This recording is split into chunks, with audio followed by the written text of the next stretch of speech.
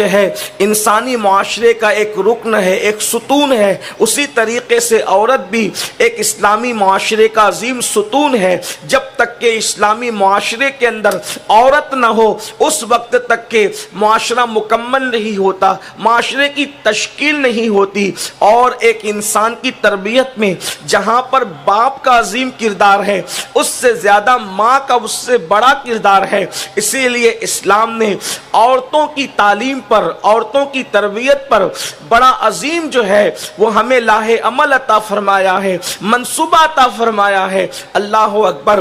کسی کہنے والے بہت بڑے مفکر نے کہا تھا کہ اگر مرد پڑھے گا، مرد نے پڑھا، فرد نے پڑھا اور عورت نے پڑھا تو پورے معاشرے نے پڑھا۔ اس لیے کہ جب گودی تعلیم کے ماحول کے اندر ہوگی، جب گودی سنوری ہوئی ہوگی تو پھر ہوگا کیا؟ اس گود میں پرورش پانے والا بچہ بھی علم سے جو ہے وہ آشنا ہوگا، علم کے حوالے سے اس کی دلچسپی ہوگی۔ اے خاتون جنت رضی اللہ تعالیٰ عنہ کی کنیزوں، آئیے ہم اس طرف چلیں کہ اللہ رب العزت نے علم کو کتنا عظیم قرار دیا ہے۔ میرا اللہ ارشاد فرماتا ہے وہ اسلام جس نے کالے اور گورے کا فرق ختم کیا، وہ اسلام جس نے عربی اور عجمی کا فرق ختم کیا، وہ اسلام جس نے نسب اور رنگ کا فرق ختم کیا۔ لیکن اللہ اکبر، دو مقام ایسے آتے ہیں اللہ رب العزت وہاں پر برابری کا معاملہ ختم فرماتا ہے۔ ایک تو وہ مقام ہے میرا اللہ ارشاد فرماتا ہے لا یستوی اصحاب النار و اصحاب الجنہ، کہ جنت والے اور جہنم والے دونوں برابر نہیں ہیں۔ اور ایک مقام پر فرمایا قل هل يستوي الذين يعلمون والذين لا يعلمون، اے محبوب آپ فرما دیں، اے محبوب تم کہہ دو کہ کیا علم والے اور بغیر علم والے برابر ہو جائیں گے؟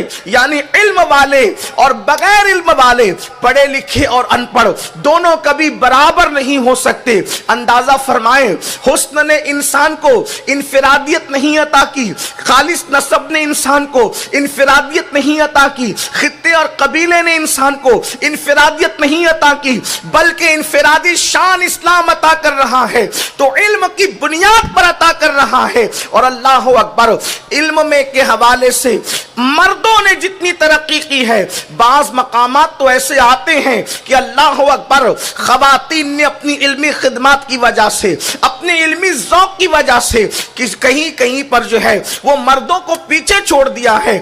آئیے اللہ اکبر، اللہ، ایک خاتون کا نام تاریخ میں آتا ہے جن کو اللہ اکبر بنت سیرین کے نام سے لوگ جانتے ہیں۔ اللہ اکبر، حضرت سیدنا محمد ابن سیرین کی بہن ہے۔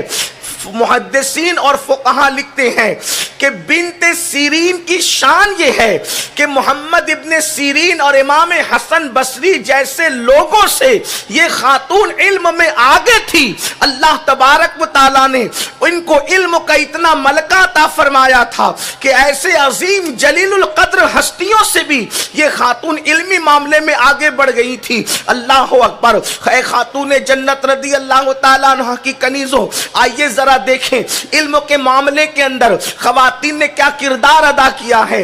آج خواتین کا ذوق یہ بن چکا ہے، ان کی پوری دلچسپی یا تو زیورات میں ہے، یا تو اچھے کپڑوں میں ہے، یا تو گناہوں کے اندر ہے، یا تو برائیوں کے اندر ہے۔ اے خاتون جنت کی کنیزوں، کتنا تابناک ہے ہمارا ماضی، اللہ اکبر، کتنا درخشندہ ہے ہمارا ماضی، کتنا خوبصورت ہے ہمارا ماضی۔ اللہ اکبر، آئیے علم کے حوالے سے خواتین کا کارنامہ کیا ہے، ان کا علمی ذوق کیا ہے، ان کی علمی خدمات کیا ہے۔ اگر ہم سب سے پہلے نمبر پر کسی کا علمی ذوق پیش کر سکتے ہیں تو رسول پاک صاحب لولاک سیاح افلاک مصطفیٰ جان رحمت کی بڑی چہیتی زوجہ ام المومنین سیدہ خدیجۃ الکبریٰ رضی اللہ تعالی عنہا، اللہ اکبر، اسلام قبول کرنے سے پہلے بلکہ اللہ کے رسول صلی اللہ علیہ وآلہ وسلم کے نکاح میں آنے سے پہلے آپ آپ نے اپنے چچا زاد حضرت ورقہ ابن نوفل سے علم حاصل فرمایا.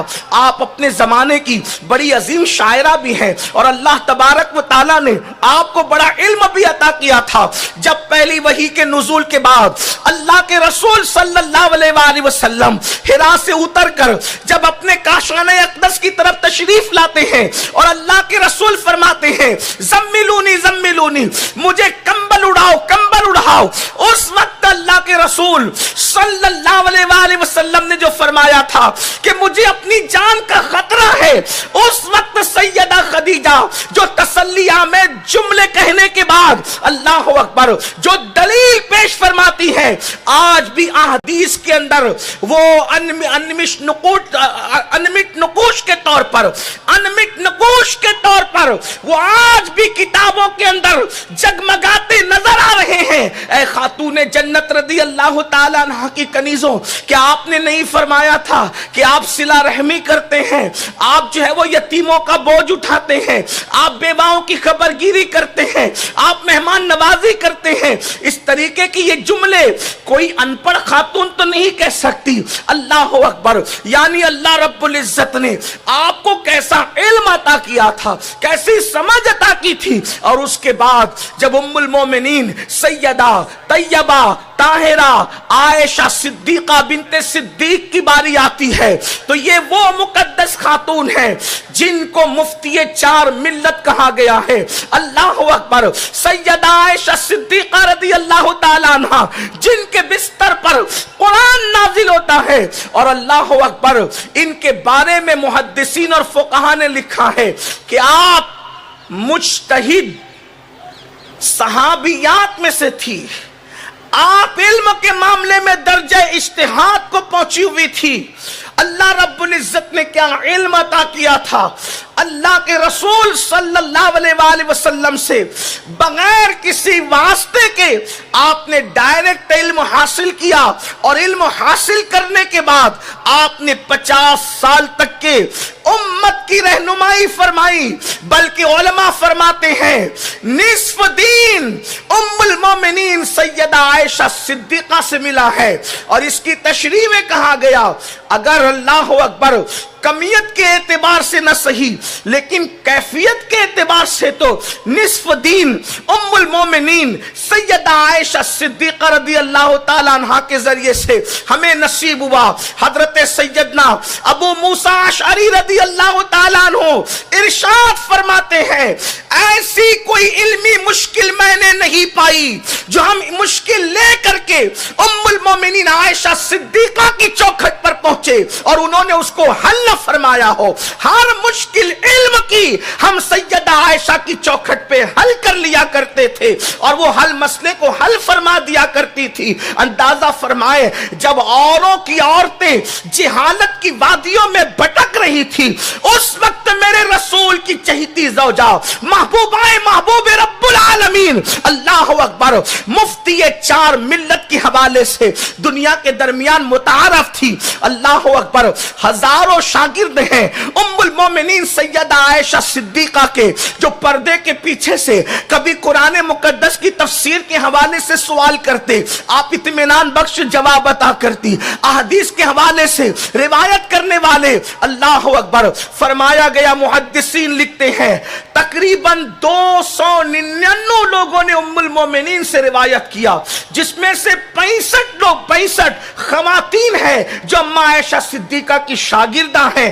اللہ اکبر, آپ اندازہ فرمائیں 2210 احادیث ام المومنین سیدہ عائشہ صدیقہ سے روایت کی گئی ہیں. اندازہ تو فرمائیں, بلکہ بہت سارے معاملات میں ام المومنین جس طرح سے سوال اللہ کے رسول سے کیا کرتی تھی ایسے بہت سارے لوگ سوال کرنے کی ہمت نہیں کرتے تھے. ایک مرتبہ اللہ کے رسول صلی اللہ علیہ وآلہ وسلم نے ارشاد فرمایا اگر کسی کے 3 بچے بچپنے میں انتقال کر جائیں, اگر کسی کے 3 بچوں کا انتقال ہو جائے تو وہ 3 بچے اپنے ماں باپ کو جنت میں لے کر جائیں گے. ممکن ہے اس محفل کے اندر, اس مجمع کے اندر بہت ساری بہنیں ایسی ہوگی, بہت ساری خواتین ایسی ہوگی کہ اللہ اکبر ان کے بچوں کا انتقال ہو گیا ہوگا, ان کی گود خالی ہو گئی ہوگی, ان کی گود اجڑ گئی ہوگی. رحمت للعالمین زخموں پر کس طریقے سے مرہم رکھ رہے ہیں. اللہ کے سچے رسول صادق و مصدوق فرماتے ہیں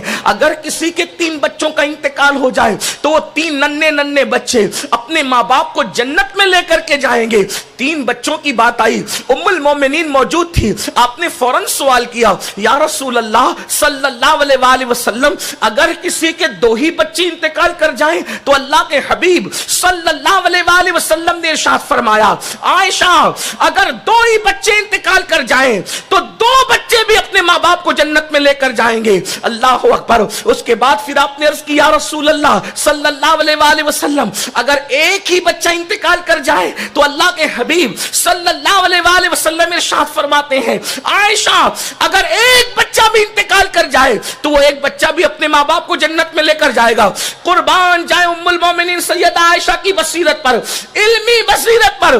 پھر عرض کرتی یا رسول اللہ اگر بچہ پیدا نہ ہو اور ماں کے پیٹ سے وہ بشکل حمل ہی ضائع ہو جائے, کچا بچہ ہی گر جائے تو اللہ کے حبیب کا دریائے کرم جوش میں آتا ہے اور ارشاد فرماتے ہیں عائشہ وہ کچا بچہ بھی اپنے ماں باپ کو جنت میں لے کر کے جائے گا. اللہ اکبر. ام المومنین سیدہ عائشہ صدیقہ کے علم کا عالم یہ تھا. اللہ اکبر. اس طریقے سے بہت سارے معاملات کے اندر ام المومنین سیدہ عائشہ صدیقہ امت کی رہنمائی کرتی نظر آتی ہے.